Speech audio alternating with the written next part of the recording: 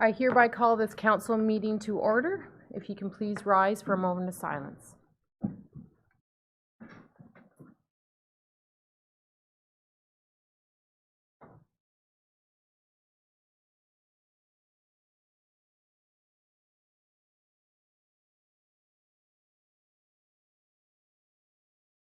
Please be seated.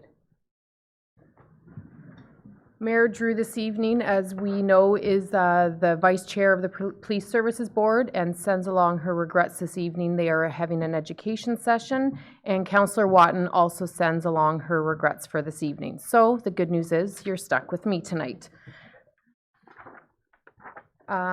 Scugog is situated on treaty land that is steeped in rich Indigenous history. Today we acknowledge that we are gathering on the traditional territories of the Mississaugas of Scugog Island First Nation.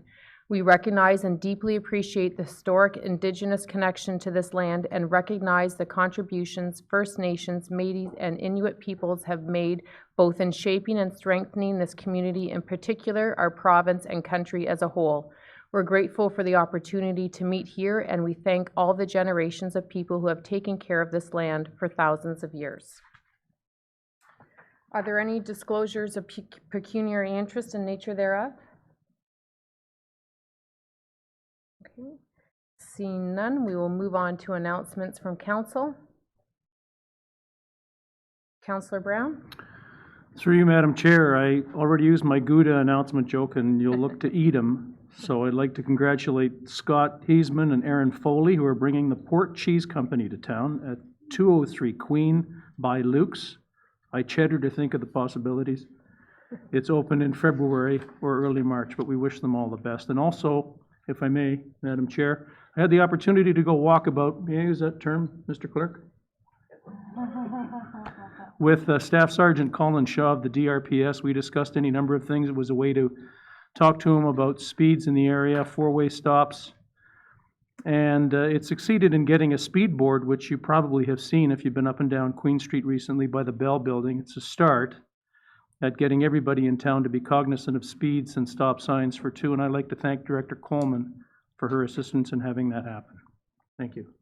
Thank you, Councillor Brown, and as I said, you actually left me speechless with that cheese announcement when you sent it out to us, so thank you for that. Councillor Kiesebrink, did you have something?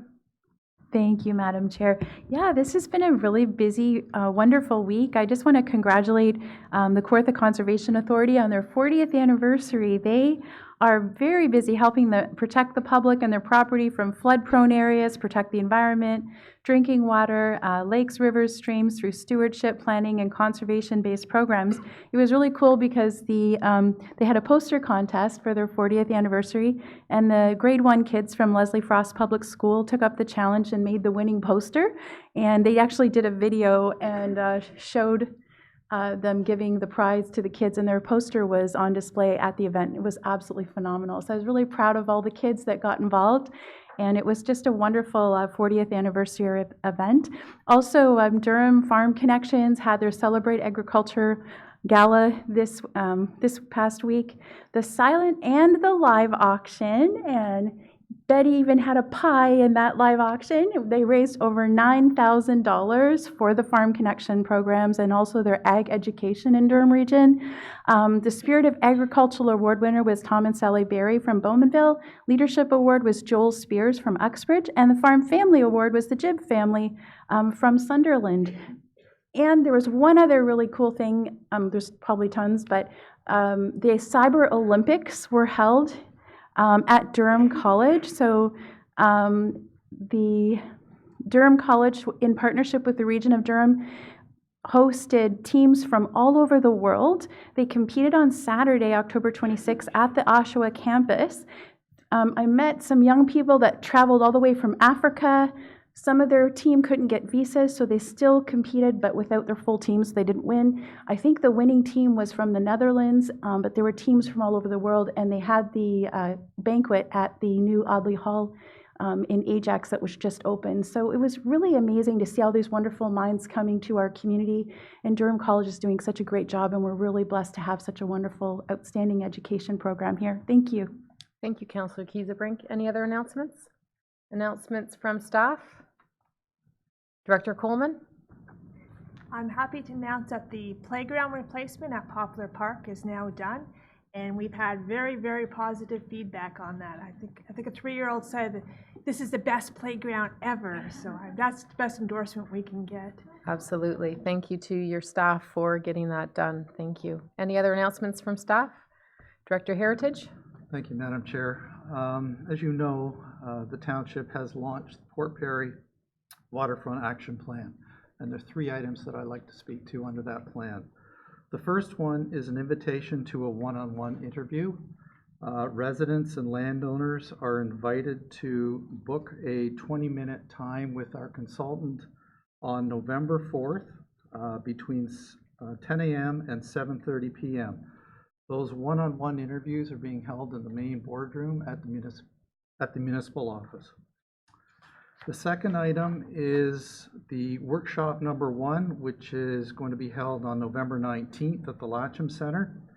Now, there are 2 sessions. You can go to either session, either at 4 p.m. to 5:30 p.m. or 6:30 p.m. to 8 p.m.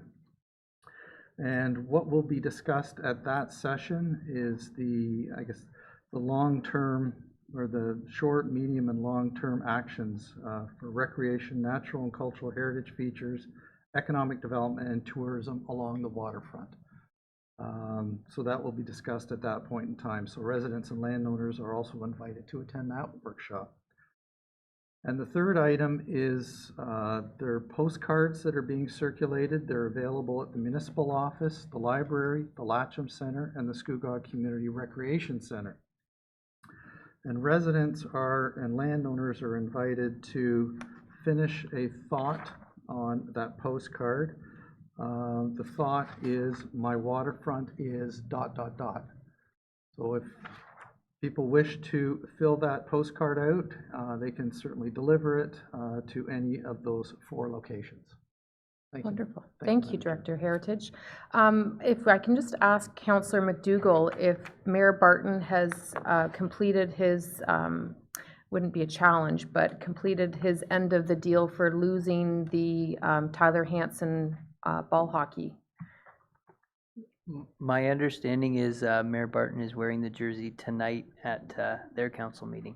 Wonderful. Hopefully he'll send along a picture. Perfect. If there's no further announcements, we'll move forward with the consent agenda. For councillors' benefit, the only items that I don't have someone pulled as of yet are 9.1.2, 9.1.4, 9.1.8, 9.1.13, and 9.2.1. Are any of those items reports that you wish to pull? Oh, pardon me, and 9.4.1 was also not pulled. If there's no questions on those items, can I have a mover and a seconder for those? Moved by Councillor Ross, seconded by Councillor Kiesebrink. All those in favor? Carried. All right. 9.1.1 was pulled by Councillor Brown. Councillor Brown, are you moving those minutes? Are you moving the minutes for 9.1.1? I am willing to move them. I do have a question. Absolutely. So I so move. And through you, Madam Chair, if I may, the question's directed towards Director Coleman. Just an update, if we can, on the dog park. Through you, Madam Chair, to the councillor. The dog park, we have awarded a purchase order for the construction of the fence for the dog park. We've ordered the signage for the dog park. Right now we're waiting for utility clearances, and we hope to have the fencing up by the end of November and have an opening shortly after that. That's our target schedule right now, but although weather could change that. Thank you. Thank you. Any further questions? Can I have a seconder for those minutes? Councillor Kiesebrink. All those in favor? Carried. Now we're moving to 9.1.3, the GP&A meeting minutes. Is Councillor Brown again? If you're moving those? Yes, I do. I so move, and thank you, Madam Chair. Just in the item core efficiency and service review, and congratulations to the clerk for his tremendous work in saving us an awful lot of money there. But there's a new crossing guard at Reach and Simcoe I just want to make the point that it's, the people who have children who cross there are thrilled that we have it on an interim basis, I guess, at the moment, or temporary basis. But I'd really like to see that kept, if at all possible. So I just want to make the point that it's a big hit, and people love it, and let's keep going if we can with that. Thank you. Thank you, Councillor Brown, and I believe that that crossing guard was funded with the regional road improvements. Yeah. Director Valentin, has that been identified in our budget at all for the inclusion of a crossing guard? We're not quite in the operating budget stage yet, but we'll bring that forward. We'll have the discussion with Director Goldman. I can add to that, that we will be doing, or we're doing some counts of students, and then we'll compare it to our warrant system for crossing guards. And if it meets our warrant, then we will bring a recommendation to council to keep the guard. Thank you. Councillor McDougall? Thank you, Madam Chair. Further to that, has the warrant study been done as of yet? It has not been done yet. Okay, because I believe the crossing guard is no longer there, as the sidewalk on the south side, or sorry, on the east side of Simcoe Street is not there currently. Through you, Madam Chair, to the councillor, I did observe the crossing guard there last week, to my knowledge. So Okay. she's still there. We haven't removed her from the location. Okay, all right. So I'm guessing that, I don't know if the region will still have the crossing guard in place in the spring when the pedestrian traffic would rise again, typically. Through you, Madam Chair, to the councillor, we are the ones that hired the crossing guard and are scheduling them. So, but the region, then we will invoice the region and they will pay us back for that. So it's actually our crossing guard that's there, so we have control over that. So further through you, Madam Chair, so we'll continue the crossing guard in through the spring then? Through you, Madam Chair, the councillor, only if it meets the warrant. So right now, we only plan to do it as long as the region is paying for it, as long as the construction is happening this fall. So we'll make a decision before construction ends, whether we will continue there or not. Through you, Madam Chair, I think it's very unfortunate that we didn't do a crossing study guard warrant when the weather was warm. Thank you. It's going to be warm tomorrow. Councillor Kieserbrink? Thank you, Madam Chair. I would ask a similar question for the Blackstock crossing guard that was added. I'm just wondering what the status is of that one. Through you, Madam Chair, the councillor, that was originally hired on a trial basis. We had positive feedback in quite a few students that used it, so that was for the 2017 to 2018 school year. No, it was 2018 to 2019. So we brought it back again in the 2019 to 20 year. So it's become a permanent position, although we haven't brought a report to council about that. Thank you very much. I know a lot of moms will be very happy about that. Thank you very much. Glad. Thank you. Any further questions? May I have a seconder for these minutes? Councillor Kieserbrink, all those in favor? Carried. Okay, the next minutes pulled are Scugog Public Memorial Library, September 19th, 2019. Councillor Kieserbrink, you pulled those minutes. Are you also moving them? Yes, Madam Chair. Thank you. I just wanted to actually make a statement that I'm really glad that the integrated library systems transition is working well. That's really great to see. And I'm also excited to see that Durham College Community Employment Services partnership is going to be continuing at the library. I think that's really great for the community, and it's really great for our library. It sure is. Any further questions? May I have a seconder? Councillor Ross, all those in favor? Carried. Thank you. Okay, Councillor Brown, you pulled 9.1.6, which is the Scugog Environmental Advisory Committee meeting minutes from September 11th. Are you also moving the minutes? I so move. Thank you. Thank you, Madam Chair. Item 7.4 on page 27, Chieftain Development question regarding the trees in the development area includes a consult with a professional arborist. I'm not sure who to ask this question to, perhaps Director Heritage, I'm not sure. But I just want to know where we're at with the application review for that. But those people love those old trees and old growth trees, and they want to see them kept. I'm not sure that there is an update, but if there is, I'd be all ears. Through you, Madam Chair, to the councillor. There are two significant areas of trees on this site. One is the open space block, which is designated as a park in the official plan. It's about 1.5 acres on the north side of Forest Laneway when it's extended over to Union Avenue. The other area is a hedgerow of trees that I think you're referring to, of Norway spruces. Those are currently being reviewed. The township has retained an arborist to take a look at those trees, and we're reviewing that in light of the draft plan of subdivision. Thank you. Any further questions? Councillor Kiesebrink? Yeah, thank you, Madam Chair. I wanted to ask about, and I don't know if I can say the name properly, but the those. I'm just wondering where things stand. If we have, if I could just maybe, I'm not sure who to direct the question to, but if we could get an update on what's happening with the invasive species. Director Coleman? Through you, Madam Chair, to the councillor. In 2018, the Environmental Advisory Committee and 17, they worked on Phragmites removals, and they were planning to continue it in 2019, but the OFAH, Ontario Federation of Anglers and Hunters, canceled their student program. Well, the provincial government canceled it. So we didn't have a student this year that worked on that, but we do have an open capital budget for that, and we will keep it open, and we'll work with the environmental committee to get some work done in the next year. I think that's really important. Thank you. Thank you. Councillor McDougall? Thank you, Madam Chair. I just wanted to bring back attention to, it's item 4.2, and it's the discourage single-use plastics with a recommendation that went to council.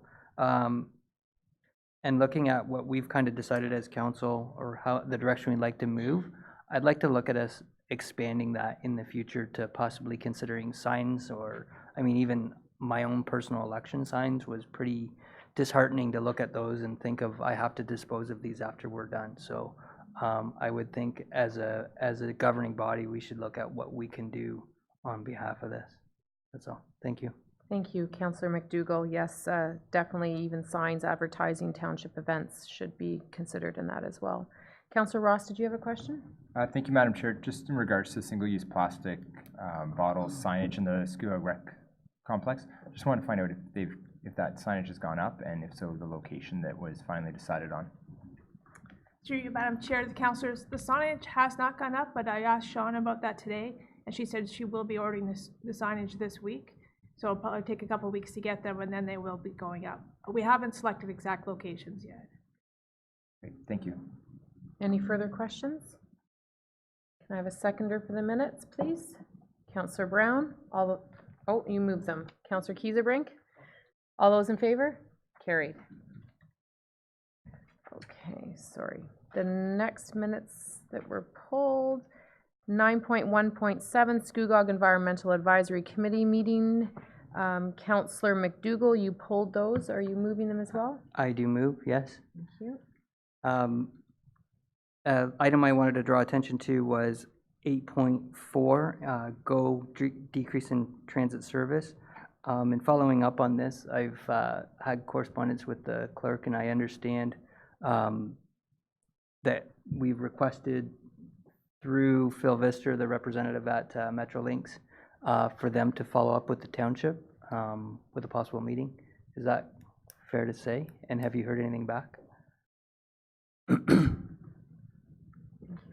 Thank you, Madam Chair, and through you to Council. That is correct, yeah. Based on Council's comments during that meeting, we did send a letter to Metrolinx replying that we did receive their correspondence back to our correspondence, and asking that they would attend, if they would attend at the township to meet and discuss residents' concerns about the cancellation of the bus routes.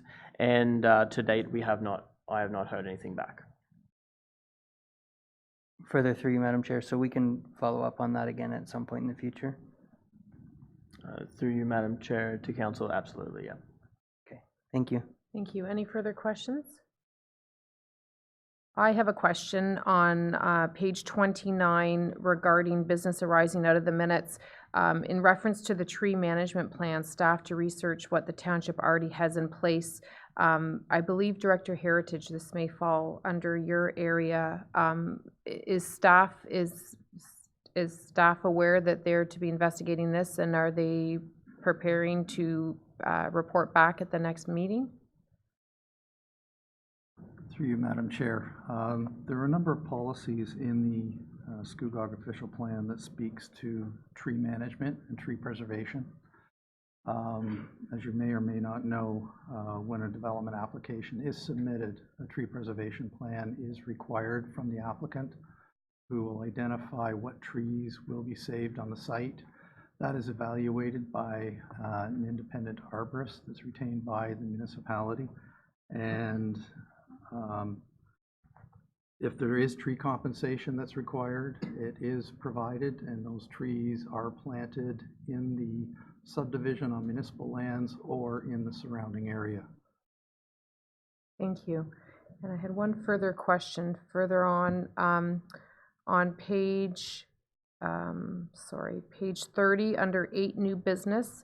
Staff was to look into whether or not there was an idling bylaw. Are you aware if the Township of Scugog has an idling bylaw? Madam Chair, the township does not have an idling bylaw at this time. Okay, thank you. Any further questions on the minutes? Councillor Ross? Thank you, Madam Chair. Just a follow-up to your initial questions to Director Heritage. The tree management plan that's talked about here, just so I understand correctly, that is not a plan that we have right now where staff is to research what we already have. So we do not have an inventory right now, is that correct?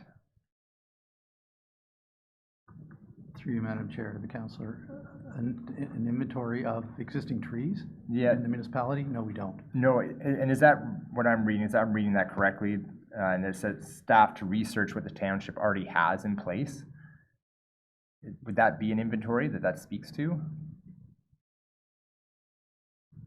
There are, through you, Madam Chair, to the councillor, there are specific policies in the OP. It doesn't speak to an inventory of trees, but it speaks to a number of policies on how the township intends to preserve trees when development applications are submitted. Okay, just further through you, Madam Chair. So in the business arising out of the minutes, in point number 1, the tree management plan, that management plan would already be covered in the policies that are currently within the township. That's correct. Okay, so the details that are here would be further, perhaps aren't, how do we say this? What's said here is not necessarily what is reality, and that we actually, the policies that we have don't include what I read being what we have in inventory and what we would look to be saving, certain species or. Through you, Madam Chair, to the councillor, no, we don't have a specific inventory of trees in the municipality. But in terms of when we evaluate particular preservation plans that are submitted in conjunction with the development application, there are specific species that we save. In terms of ash trees, we've got concerns with ash trees because of the ash borer. But we also recommend certain species to be planted in terms of along boulevards and that type of thing, or in parks, and we promote those specific species. Okay, thank you. And just a follow-up to that, it continues to say the environmental issues such as cats and invasive species. Do we have a plan in process to evaluate those items that it speaks to there?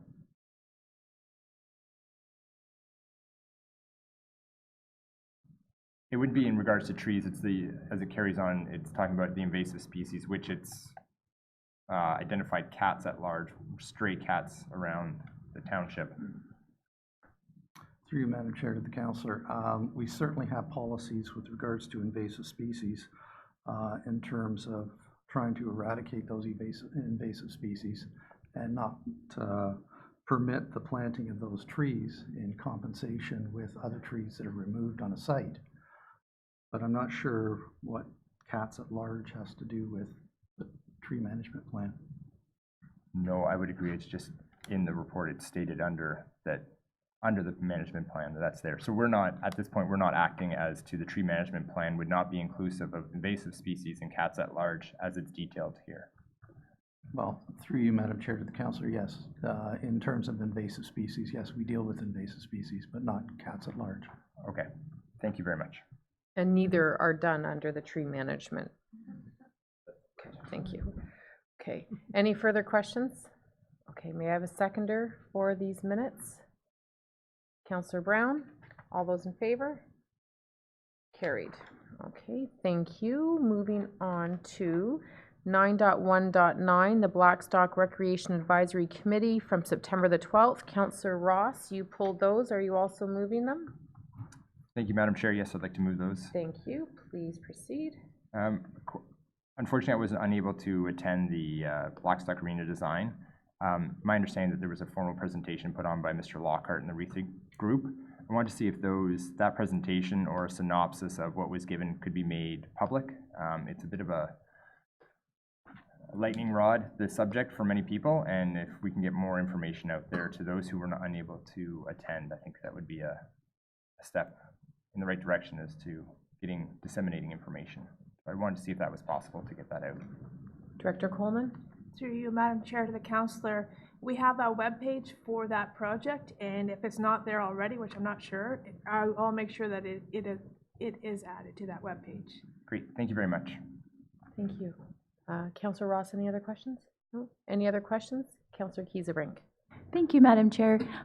I think this might be a question for our CEO, but I believe that we're still to receive a report from all of the information that was gathered that day, because there was hundreds of people there and there was a lot of feedback that each group contributed. So I'm just wondering when we'll be hearing back from all of that.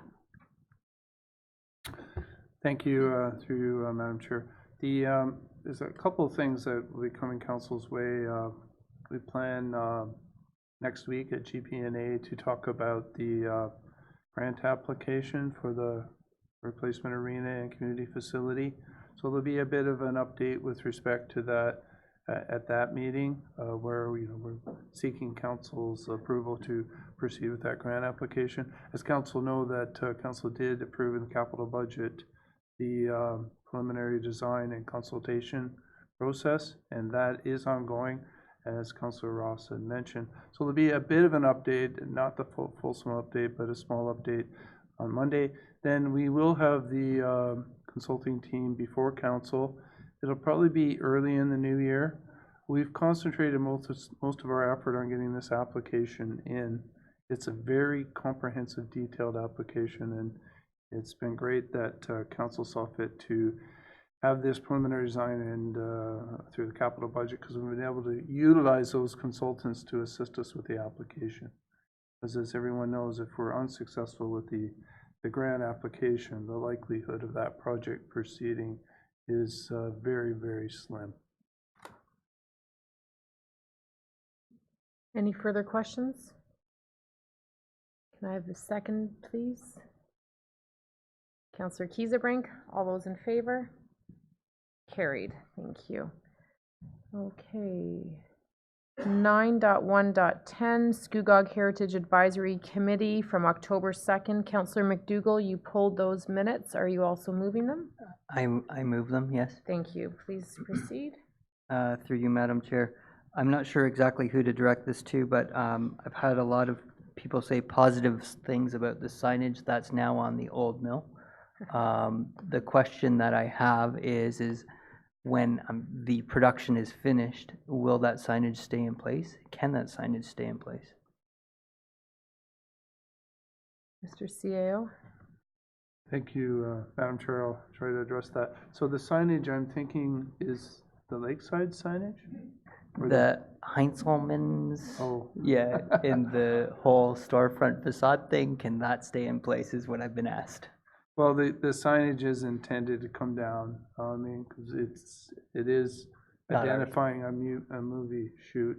Part of the arrangement is for that signage to come back down. The laundromat, the barber shop, and the corner store, that signage is intended to come down. But they have spruced up the corner quite a bit, and as you know, we are working on a couple of proposals for the old mill, and we will be reporting to council as soon as we can in that regard. Thank you very much on that one. In order, on page 41, I was looking at, it's item number 2, it's historic site plaques, and it's for $1,500. My question is it possible for us to look at a more durable solution for those plaques? Because over the years, I've noted several of them in many different locations that have been damaged. To direct that through you, Madam Chair. Director Through Heritage? you, Madam Chair, to the councillor. The Heritage Committee is actually looking at different materials at this point in time to see what can stand up better than what's there now. So that's being reviewed by the committee at this point in time. Thank you. Any further questions on Councillor Brown? Just, if I may, through you, Madam Chair, what they're doing, some of what we're looking at is the Durham Regional Forest signs, I think, something along that line. So it was introduced in, if not the last meeting, the meeting before, as Director Heritage mentions. So they are looking at making them more durable and coming up with something a little bit better that doesn't peel and doesn't have to be replaced and doesn't cost money like that. Thank you. Councillor Kiesebrink? Thank you, Madam Chair. Perhaps this would be for you, Councillor Brown, but what is the $4,000 for the surveys for? That's on page 40 of our council agenda under the 2020 proposed budget. Yeah, it just Director. says that the surveys are added to the budget from the planning department. Maybe Director Heritage? Perhaps you can answer that one. Through you, Madam Chair, to the councillor. That used to be in the planning budget. Surveys are typically required for cemeteries that are to be designated. There aren't surveys on file, so a survey has to be ordered. And they're yes, a land survey. So that's the intent. Councillor Brown? And through you, Madam Chair, I believe, if I'm not mistaken, that it pays for 2 surveys per year. So they're $2,000 each. Perfect, thank you. Councillor Ross? Thank you, Madam Chair. I've got a couple questions in regards to the work plan and budget request for 2020. First one, which has already been touched on, we have $4,800 being spent on plaques going forward. And I've been privy to some of the conversations in the meetings that we're looking for, the Heritage Committee is looking for new plaque materials, as was spoken to already. Has there been any discussion as to a different way to look at doing these plaques, whether it's one large plaque that could accumulate others, just to bring the total price down? Has anything more beyond the materials being used for the plaques, has anything else been discussed on changing the way it's been done? Director Heritage, are you aware? No. Perhaps maybe we could. Councillor Brown? Councillor Ross, I don't have, and through you, Madam Chair, I don't have a specific knowledge of any changes in terms of signage, in terms of making them larger. I know that they are looking at making them different and more durable. So that's what, I know that some of them need repairs to the tune of something like $680 for one sign place in town. I won't say which one. But they're looking at making, maybe getting a second quote to try to make it a little bit cheaper. So they're trying to be cost efficient. And while I have the floor, if I may, you'll see on that same page, page 40, that there's a digital project to the tune of $1,500. That is being rethought.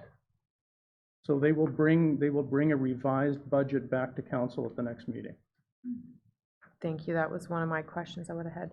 Councillor Ross, do you still have questions? Yeah, that was going to be a question, so I won't ask that now. The other one was in regards to the $20,000 requested for a grant that's going to be added to the capital budget line. I know there was some discussion as to how that was, the guidelines that how that was being used this year. Do we know at this point how much of that, that grant money's been spent? And Councillor Brown? Through you, Madam Chair, Councillor Ross, I think, I could be wrong, Director Heritage can correct me, it won't be the first time. I think $5,000 has been spent and there's 15,000 left over, but they're, typically you're not sure what you're gonna get from year to year, so they asked for 20,000 last year and got it, so they're asking the same. and will the entire work plan budget be brought up in, again, so right now, tonight, this is gonna be deferred, I'm assuming, so, and then the entire thing will be brought up for discussion once it's gone through. Okay. Thank you very much, Madam Chair. Thank you. Any further questions? Councillor McDougall? Thank you, Madam Chair. Further on, page 41. On page 41, I was also going to bring up the digital project as well. It looks like knowing Mr. Vidson's work, looks like a very comprehensive and a very good project for us to be involved with. Not knowing the cost behind that, but just looking at the presentation. The question I had was on page 42, item number, it's outstanding matters, and it's item number 3, and it's the Port Perry Bell Tower, and it says it's coming forward in the capital 2020 budget. A question I have is the bell tower going to include the restoration of the bell in the bell tower? I'm not sure who to direct that through, Madam Chair. Director Heritage? Through you, Madam Chair, to the councillor.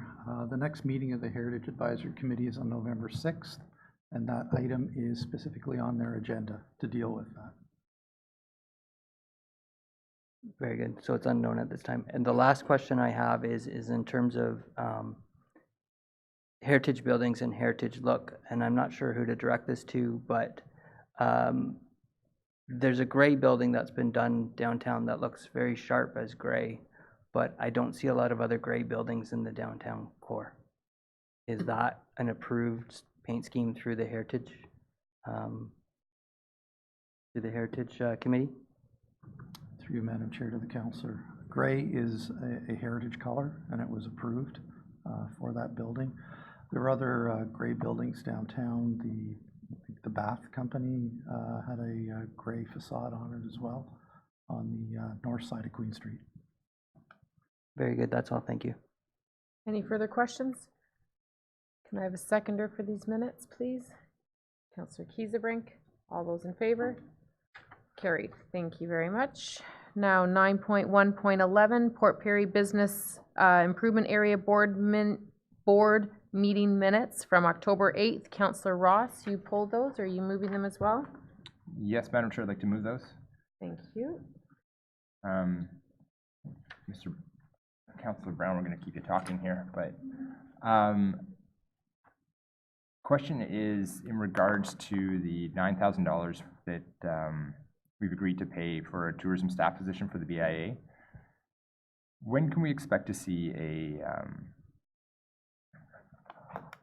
a more thorough job description and time, the number of hours that that person is going to be providing? In the report here, it just leaves it somewhat open. Hoping we can get some more direction on that this evening. I don't know if one of the directors with CAO can talk to. Thank you. Councillor Brown? Through you, Madam Chair, I can give it a go anyway. The Chamber and the BIA have been working on a job description for the weekend person. They're going to do interviews and they'll come up with a solution there. My understanding is that it is September to June, Saturday and Sunday. And that's, in terms of hours, I'm not exactly sure, but I think they were talking something along the lines of 8 to 4 or 9 to 5. That type, so it's your typical day, but on the weekends from September to June. Further, Madam Chair. In addition, I was in conversation with the the chamber regarding this matter. This was brought up by council a meeting or two ago. Just to get clarification on when the municipality would have an opportunity to review the job description and express that that job description should go through our tourism committee. And I was told that it was just being refined. I think they did a high-level description to get the advertisement going, but they were working on the details of the job description. So he indicated two things, that one, the municipality would like to have a look at that, and I thought the best route was through the tourism committee. We have staff on there, and tourism committee could vet it. And then additionally, the 9,000, if it was going to be requested in the budget, council had indicated that the chamber was to return in January and appear before council, indicating responsibilities of the position, what the work plan was going to be, what work had been hopefully accomplished by that time, and then if they were going to, if they'd like this position to remain and carry forward from 2021, because as Councillor Brown said, the 9,000 that was granted was for 1920 to the end of June. They would have to make that delegation to council in January, and council would have to decide at that time and give staff direction as to where the 9,000 would be included in the budget for the 2020 operating budget. In summary, have not seen the job description yet, but have asked for it. Okay, thank you both. Just for clarification for my own sense here, we agreed, the township agreed to pay $9,000. Now you said 2019, 2020. So that tourism person, there's no money has exchanged hands to this point. Is that correct? I believe it has, not yet, the treasurer said. We've committed to it for the fall 19, spring 2020. But I guess maybe Ms. Valentine might have more details. Through you, Madam Chair, because the position hasn't been filled yet, there's been no communication with myself as to your request for this money, so we haven't funded it yet. Okay, and thank you. And then just further to that, it was my understanding during the presentation that the BIA, the Chamber of Commerce and the BIA were going to work together for this person, but that the BIA was going to manage the money and the person. Is that? The chamber. The chamber, my apologies. Okay. Will the chamber then be taking on the entire portfolio of this tourism staff position, or will the BIA still have back and forth between the two? Madam Chair, as I recall at the delegation that night, the chamber agreed to be the principal. They were going to hire the person, but there's going to be some shared responsibility between the BIA and the chamber. But the chamber is the person that we'll be dealing with, and that the funds will flow from us to the chamber. Okay. That's the way it was left at night that they appeared. Okay, thank you. Just further, Madam Chair. Yep. So we'll see a report from the tourism committee then as to the hours and the job description before the person's hired. Is that right? Through you, Madam Chair, that I am not certain about. I'm not sure the status of the hiring. But what I can say is I've asked that the job description be vetted through the tourism committee. It would come to council through the minutes of the committee. And there is, of course, a council member on that committee, and there's a staffer assigned to that committee. I think it's Councillor Watten's on the tourism committee.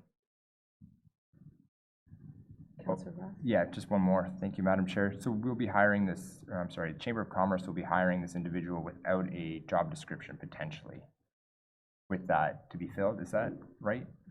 Councillor Brown, do you want to step in? I just wanted, the answer to the question is no. They won't hire without a job description. They're working on that right now. So they will have a job description, and then they will consult, is my understanding, and then they will hire. Perfect, that's great, thank you. So just to clarify, they're going to finalize a job description. It will be vetted through the tourism committee, and feedback will be sought from that committee. Hopefully, it'll be a positive feedback, or they'll take the job description and then they'll proceed to hire the position based on the tourism committee agreeing that the job description is a fit. That, perfect, thank you.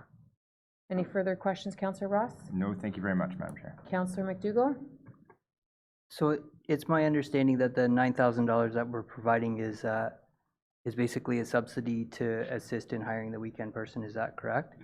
The True. $9,000, Councillor Brown, if you don't mind. Traditionally, in the past, the $9,000 was used for September through June to staff a weekend tourism office, because starting in June, July timeframe, they were able to get a grant for a summer student. So that's why it was for a shortened period of time. That's why it's not the full year. Further through, Madam Chair. So the $9,000 is not intended to fully fund this position, it's just intended to help out.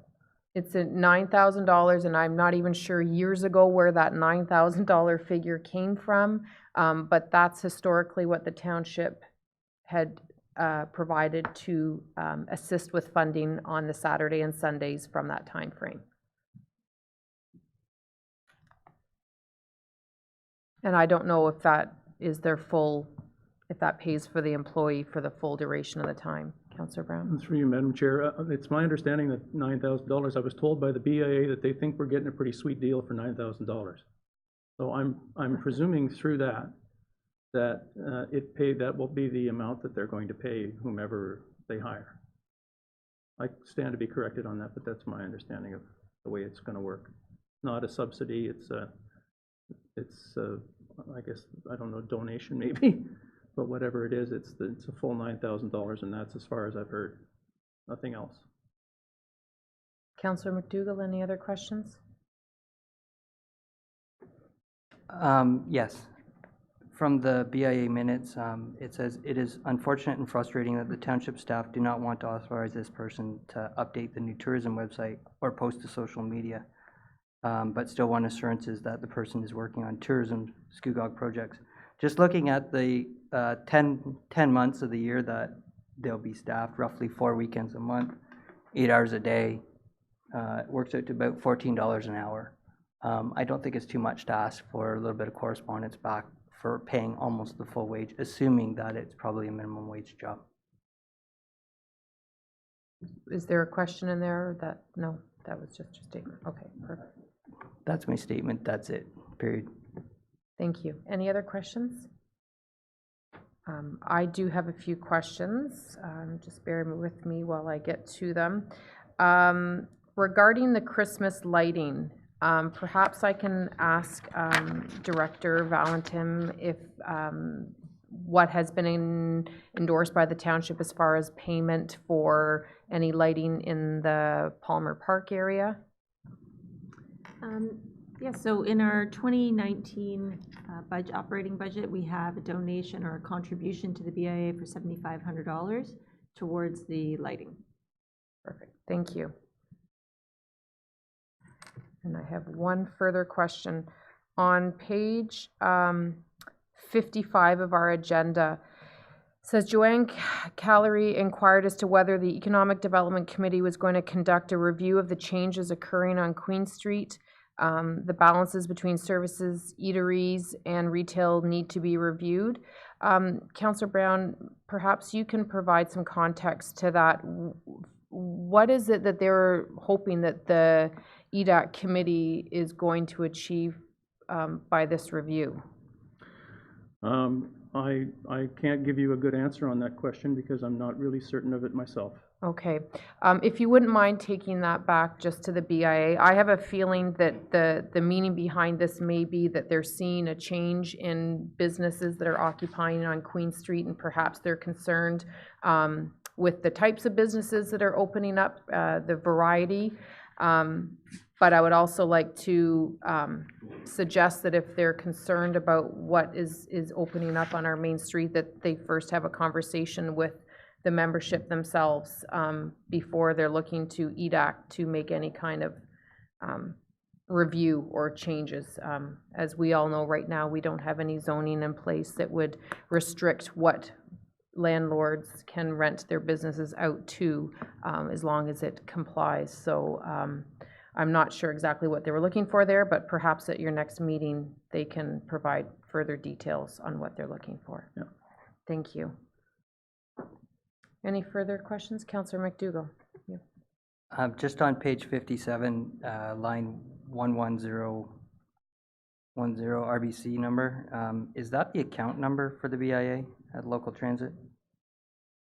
Because if so, I think it maybe shouldn't be shown in the future. Just a question maybe for Director Valentine.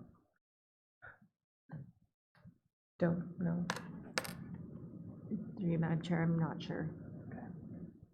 If that's something Councillor Brown can take back to the committee as well and ask if that's their actual bank account number, and maybe they can just redact it if it is.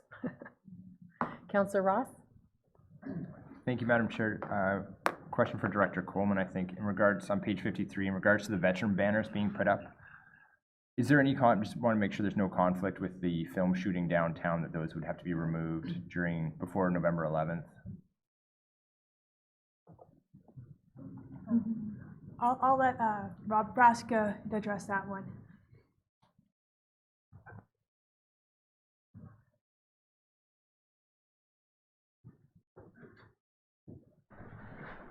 Through you, Madam Chair, Lori Bowers has been contacting or having communications with the films, and they have been taking them down temporarily at night during filming, and they've been putting them up exactly where they belong.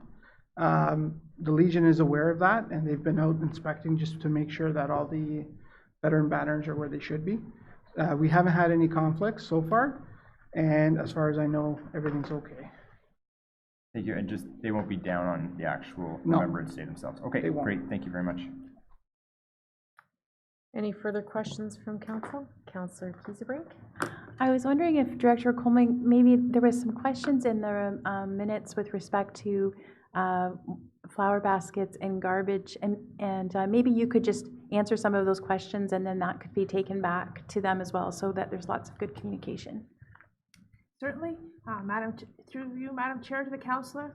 There were a number of questions. One was about garbage cans, and they were asking why they were paying 50% of them. And it's because they're the ones in the BIA are a more decorative one, and they cost more. And we have a memorandum of understanding with the BIA that says that the cost will be shared 50-50. So that's why they share that cost. The hanging baskets. Originally the BIA did their own hanging baskets in the downtown, I understand from what I've been told. And then at some point they asked the township to take over. So part of our agreement is to do the hanging baskets on their behalf. We supply them and we maintain them throughout the summer. And there's, according to the MOU, they pay us for that. We do have other hanging baskets, but they're only on township property in the parks downtown or adjacent to the parks downtown. So the township pays for those ones, and the BIA pays for the ones within the BIA. We've been working to update the memorandum of understanding with the BIA, and it stalled a bit last year with the changing of the BIA. It goes at the same time that council has changed. And talks are ongoing again, and we have a meeting next week to talk about it. And we're not far away from being finalized, at least we weren't before, so I hope that we can finalize that agreement soon. There was one more question about the Christmas lights, and the last couple of years, the township has provided a contribution towards the lighting of Palmer Park, and the other lights on Queen Street are done by the BIA. Thank you. And further to that point, this was actually the area that I had highlighted, and I didn't reference it properly, but on page 54, in part of the motion, it says the approval is given to do with tree lighting. The approval is given with the understanding that Jay Callery contact the Scugog Township and request 50% of the cost of lights for more trees in the park that are outside the BIA area. Was an additional request made from the BIA in addition to the $7,500? Or is the understanding that that is to include whatever they can do with $7,500 is what they're to do? I have not received any other communication. Okay. The only thing I have budgeted is the $7,500. $7,500. Okay, thank you. Councillor Brown? And through you, Madam Chair, just as regards the garbage cans, I think the BA's concern was that they saw some of those gold-lettered, the nice ones, garbage cans sitting outside the BIA area, and they couldn't figure out why. They're paying 50%, and you correct me if I'm wrong here, but they're paying 50%, and yet there's a garbage can that's outside the BIA, and how come they get one? So they were misplaced, if I read you correctly. They were misplaced, and that was what it was. So they will be at some point. They have been moved. The gold is back on Queen Street. Any further questions? Can I have a seconder for these minutes, please? Councillor McDougall, all those in favor? Carried. Thank you. Okay. 9.1.12, Scugog Housing Advisory Committee from October the 10th. Councillor Ross, you had those pulled. Are you also moving them? I'd like to move those, yes, thank you. Thank you. Question for Mr. Heritage, I believe. Part of the budget work plan for 2020, just wondering what portion of that is for the housing symposium that the Housing Committee does every year? Mr. Clerk is able to address it. Thank you, Madam Mayor and, Madam Chair, and through you to Council. I'll answer that just because it's in my budget, so I have been looking at it already. So basically everything except for the seminar costs is for the symposium. Okay, and further to that, what was the budget this year that was allocated towards the Housing Committee? Was it 4,000 as well? Through you, Madam Chair, to Council, no, it was, I believe the budget for this year was $2,000. Okay, so this has come forward, doubling the budget for next year. I'm wondering if, because so much is allocated towards the Housing Symposium, we had a presentation from the chair, Ms. Cranmer, towards the Accessibility Committee in regards to teaming up with the Accessibility Advisory Committee and supplying for the Accessibility Committee to supply approximately half their requested budget of $1,000 towards the Housing Symposium to become partners for it, and it was balked at the Accessibility Advisory because it was seen as being a very high level price for what was the return on it. And I'm wondering if the Housing Symposium was presented to us that there's approximately 100 people that show up to it.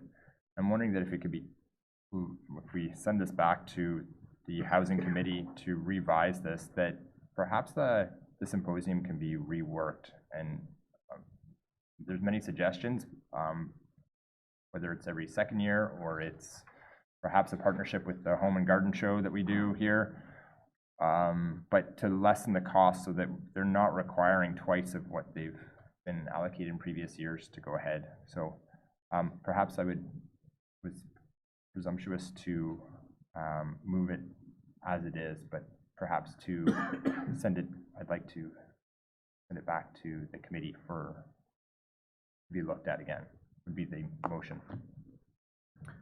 Thank you, Madam Chair, and through you to Council.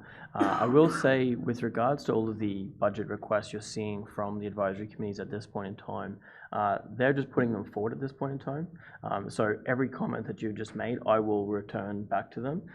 As with all of budget requests from our advisory committees, we do review them, and then, for instance, especially for something like this, which is doubled, we will question that and ask sort of what the need is and what the purpose is for. I will simply add your comments that I've heard here tonight to that request and ask them to maybe add some further clarification for that budget request. And then we can, based on that information, propose what should be brought forward. So just wanted to clarify that. Just because they're requesting it, staff don't automatically just put that forward either. We do questions similar to what you're questioning now.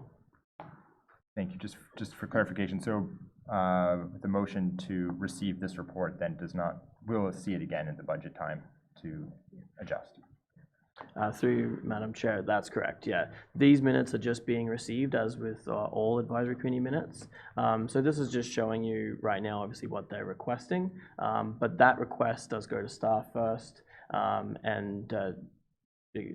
speaking because it's actually within my budget.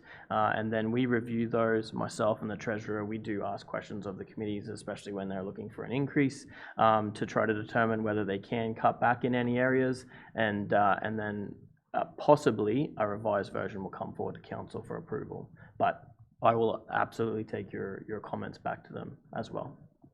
Thank you very much. Thank you. And Councillor Ross, when it does come back to us, if we determine even at that point that 4,000 isn't something that we're comfortable with, then even if the recommendation has been given to them and they still come back with 4,000, then Mr. Clerk, we're able to vote on whatever dollar denomination we feel is within a fair estimation. Through you, Madam Chair, absolutely. The ultimate decision is council's. We try to get it to a point that we're happy with as well, and if and then put that forward. But yes, ultimately the decision is for council to decide. Yeah. Great. Thank you very much. Any further questions on the minutes? Councillor Kiesebrink. Thank you, Madam Chair. This is just a question for Director Heritage. There was some discussion about secondary suites and tiny houses. I know that we were going to be, if I remember correctly, there was going to be a report that was going to be brought forward with some amendments, because I think the province made some changes to their legislation to allow detached like garages and things to be converted, whereas before they had to be connected.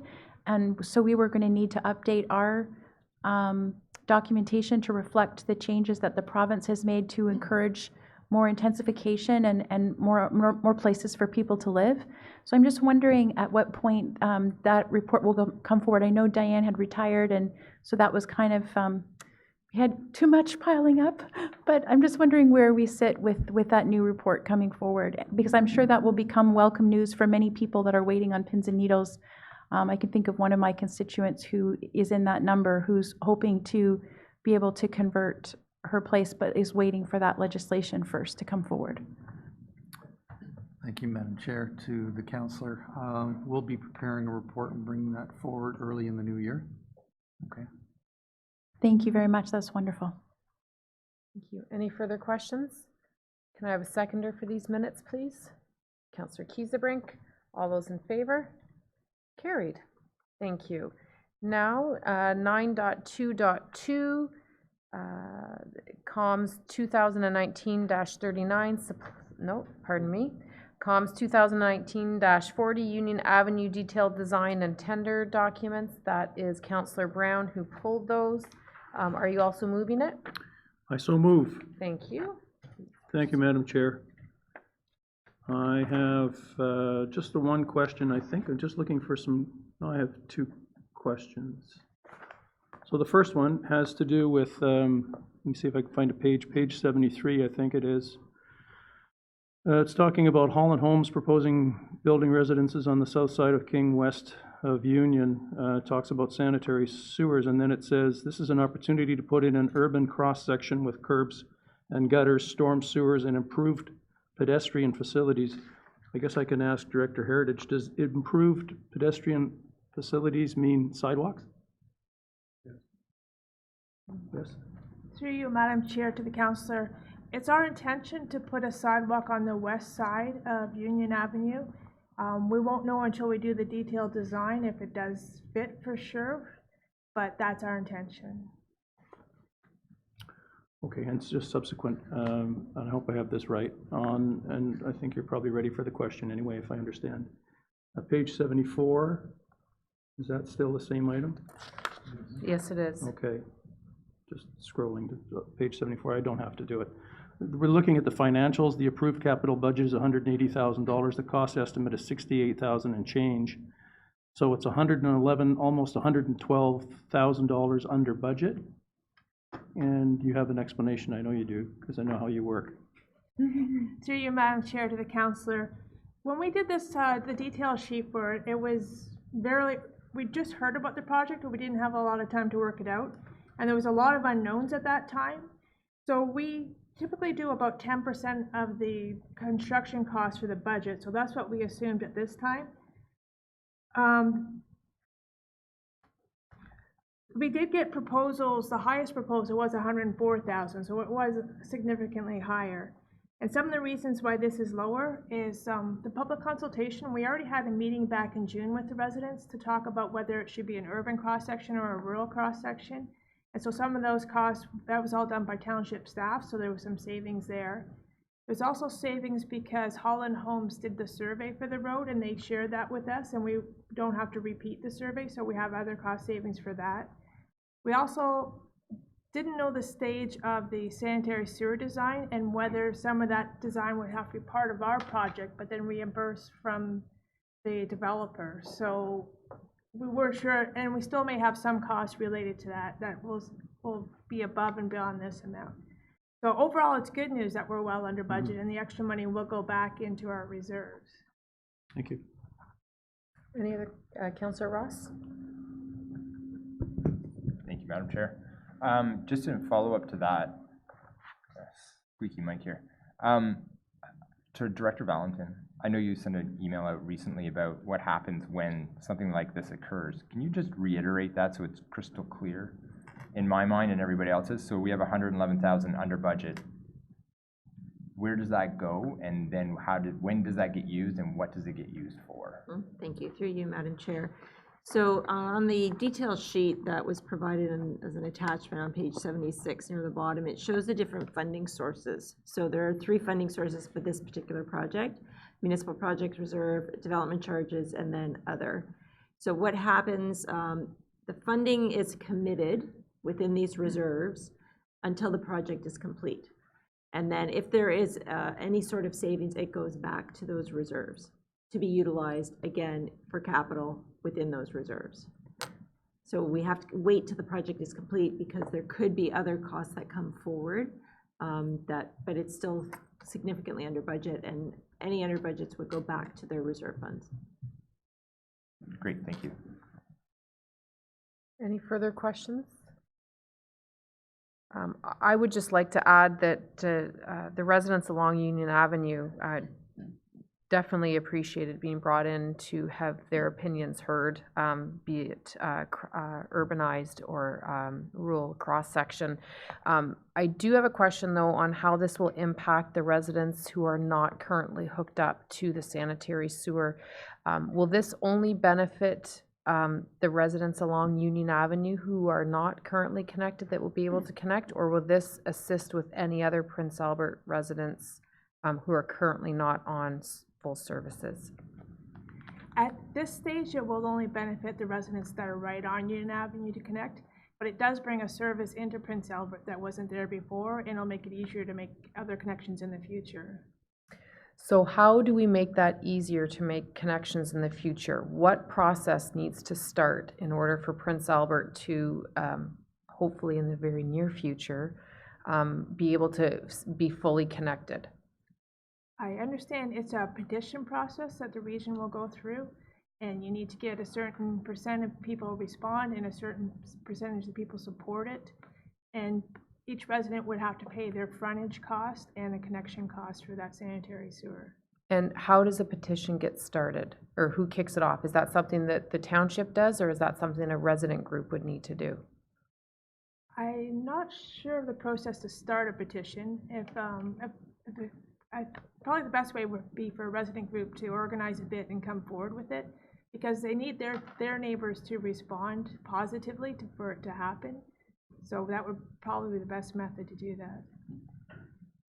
Thank you. I can confirm with the region If how you to wouldn't start mind, one. thank you, because most homes in there, that's their biggest ask, is that they're connected, and I know that they'll see this as an opportunity that someone on Union Avenue is able to benefit from, and hopefully the rest of Prince Albert at some point. So if you could, that would be greatly appreciated. Councillor Brown? I'm going to jump the queue here. Sorry, Councillor McDougall. Yeah, through you, Madam Chair. I just wanted to ask you, you speak of frontage costs and connection costs. if I want to get myself on sewers, how do I budget for that? What would the cost be? Do you have any idea what it would cost a household to do that per household, or? Through you, Madam Chair, to the councillor, the frontage cost will vary depending on the length of your frontage and the cost of the sanitary sewer in front of your home. The connection cost is a fixed cost for each home. I don't know that number off the top of my head, but I could get that number for you. Okay, that's fine, thank you. Thank you. Councillor McDougall? My first question is Holland Homes is proposing for these residential dwellings. What level of commitment do we have from Holland Homes to move ahead with this in terms of securities? Through you, Madam Chair, to the councillor, at this point, we don't have a written agreement with him, but before we tender the project, we will create and sign a construction agreement with them that identifies exactly what their portion of the costs are to make sure that we do get paid that when we construct it. We'll do it together as one contract, and we'll make sure that we're getting their contribution. If they don't sign the agreement, then we won't go ahead with the full contract. And then further through you, Madam Chair.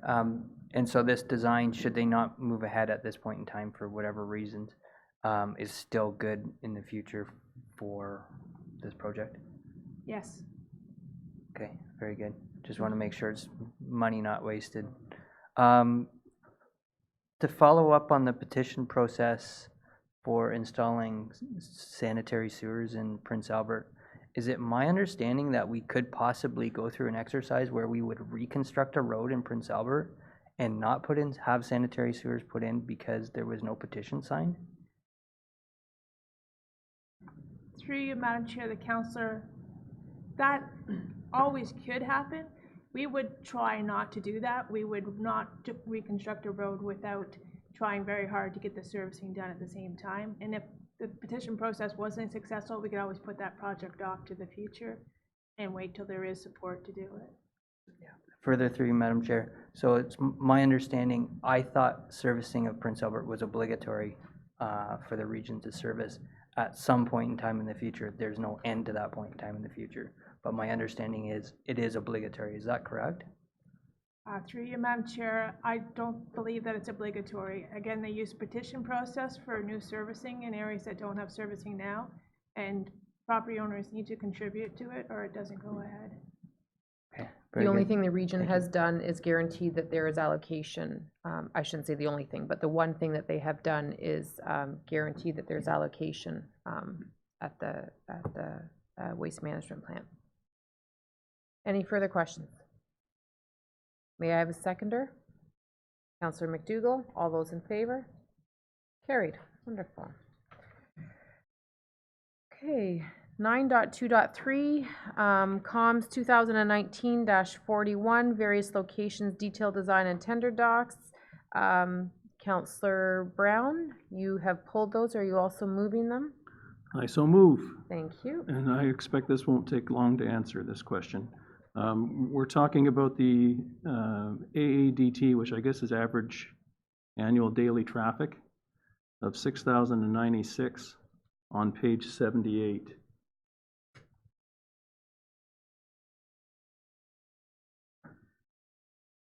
Right, and that's Water Street between Scugog Street and Queen Street. And AADT is 6,096, and the speed limit of 40 kilometers an hour. I don't know that you have an answer for this, or if anybody does, but how does that amount of traffic, I'm just curious, compare with other roads in Scugog? It's obviously heavily traveled. Is it the most, or one of the most, or? Through you, Madam Chair, to the councillor, it is one of the most. The most heavily traveled ones right within Port Perry are Water Street, Queen Street, and Old Simcoe. The township roads, that's not including the regional roads. That's good, that's all I wanted, thank you. Thank you. Councillor Ross? Thank you, Madam Chair. Just in regards to the Water Street rehabilitation, given what Councillor Brown has just said, and that it's a high traffic area, a road, and that under the references we have a number of listings under the Durham Vision Zero, what considerations will be in the design for cycling, pedestrian. Water Street has shown up in initial consults with the active transportation plan, and it's on, I believe it's on the provincial cycling network. What considerations will be in place to attend to those? Through you, Madam Chair, the councillor, I don't know the specific considerations right now. The active transportation plan, as you know, is underway, but whatever comes out of that, we will see if we can incorporate those recommendations into this. This is mostly a road resurfacing project, so we're limited with the existing parking that's there, what we can do for separate cycling facilities within the road. But we'll definitely look at the results of the active transportation plan and try to incorporate what we can. If I may follow up, Madam Chair. So under the references, the Durham Vision Zero emphasis area, intersections, pedestrians, and cyclists, can you explain how that comes in to the actual design of the resurfacing? So when we're doing the design, we will look at the existing intersections and see if some improvements can be made. At a minimum, that will be accessibility ramps at each of the intersections. I don't know the extent of what we will do. That will be part of the design process. Pardon me. Okay, but it will be looked at. It will be part of the conversation. It will be. Okay, great. Thank you very much. Any further questions? Councillor McDougall? So just further to Councillor Ross's questions through you, Madam Chair. The provincial cycling network implications for that section of road will be considered in the design process. Through you, Madam Chair, to the councillor, it will be considered. I don't know what we'll be able to accommodate and what we won't, but it will be considered. Okay, and we'll look forward to their recommendations based on that design process. I understand the province isn't exactly coming up with a bag of money for this, so what we may do in the future might not happen today, but I'm fully expecting that it would be considered and looked at. I often wonder for the provincial cycling network has designated this as a on-road section, and I kind of wonder myself if this wouldn't be an opportunity for a off-road section for a all ages, all abilities type trail. But that might come up in the design phase. Thank you. Councillor Ross? Sorry, I'm going to jump back in. I forgot one extra question, if I may. Under the financial implications, showing us under budget at $25,000 for the Water Street rehabilitation. Is that, obviously it's not a firm number until everything's done, this is preliminary, but considerations for active transportation or anything else that comes up, how much will you be playing with that, the financial implications in regards to looking at active transportation? Through you, Madam Chair, to the councillor, at this point, we think we have everything for the design included in that cost. So we're not aware of any additional costs, but the fact that it's under budget, if something came up from the active transportation plan that we weren't aware of before, it could be considered. Thank you. Any further questions? Can I have a seconder for these minutes, please? You moved them, Councillor Brown, so Councillor Ross, thank you very much. All those in favor? Carried. Okay, we're getting there. We've done that one. There's no notice of motion, no new business. Confirming bylaw. Can I have a mover and a seconder, please? Moved by Councillor Kiesebrink, seconded by Councillor McDougall. All those in favor? Carried. This is something normally I do. Can I have a motion for adjournment, please? Councillor Kiesebrink. Seconded by Councillor McDougall. All those in favor? Carried. Meeting adjourned. Thank you very much.